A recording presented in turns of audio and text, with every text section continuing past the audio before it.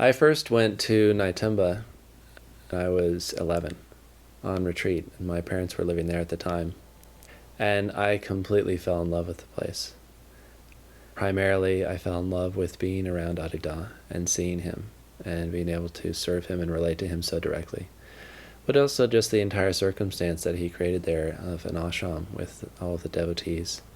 And the situation altogether, I was just actually rereading through some of my diaries last night from that time period. And I was reading what I wrote when I came back from Fiji. And just these completely enthusiastic diary entries about how much I loved Naitumba and how I wanted to go back there as quickly as possible and how much I wanted to live there.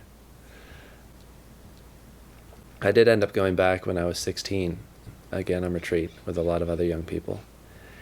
And again, at that point, I was so moved by that circumstance that I decided that I wanted to stay, if possible, and actually live there as a resident. And we were there on retreat for about 3 months, and so I made it very clear every day of those 3 months how much I wanted to stay and live there.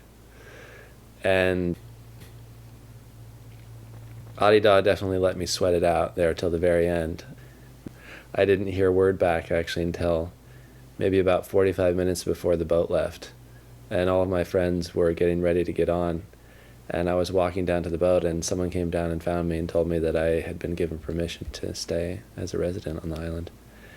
And I was ecstatic, but it was also, it was a huge transition for me. I was only 16, and there were not many young people on the island, and it was a very demanding circumstance. But I loved it.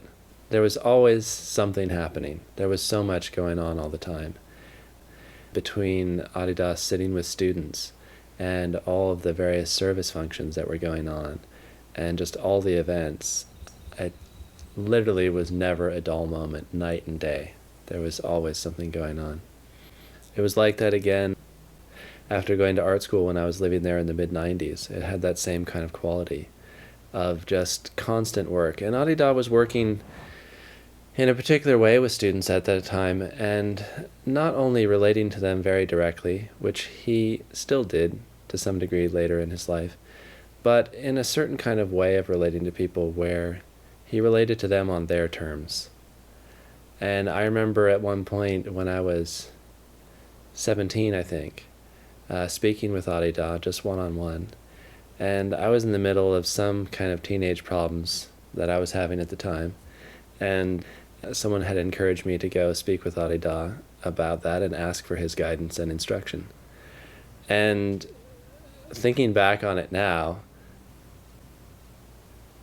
it seems a little crazy actually, given the formality that we observed later in Adidam's life. But at the time, I just went up to Adidam, and he was seated in his chair on this particular occasion, and I started speaking with him about everything that I was having problems with and concerned about. And Adidam was very humorous with me and very engaging on a personal level and on a human level. And he tried to basically restore my sense of humor and get me to relax. He told me that I had a terrible haircut and that the first thing I needed to do was to get a new haircut, and that would probably solve a lot of my problems. But then he went on to talk about really what his life was like when he was 17 and the kinds of difficulties that he was struggling with.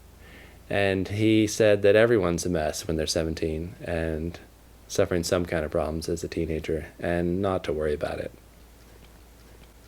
And, it was a wonderful interaction, but again reminds me really of the difference between that time period in the 90s and the way that not only we related to him, but I think more importantly, the way that Adidam related to us.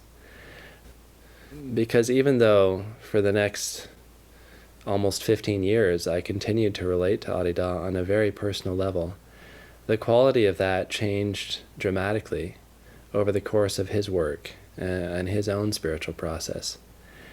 And in particular, the quality of the last few years of his life on Naitumba was very different from that time in the 90s. there was a quality of complete equanimity and balance and quiet, and of Adidam really living purely as he was, without any compromise, and without adapting to what his students required, and instead requiring all of us to adapt to him and to come up to him. And the contrast between those two circumstances is extreme. Even though they were both based on living around Adidam, the one coming really in response to us versus the one coming in response to him, those two qualities were just like night and day.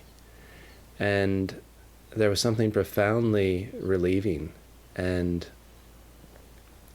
really transformative about the later time period in his life, and where I feel like I started to understand for the first time the real nature of the spiritual process in relationship with him, and of really participating in that, rather than all of this kind of endless drama and activity and interaction that was going on at these other time periods in his life and his interaction with his students.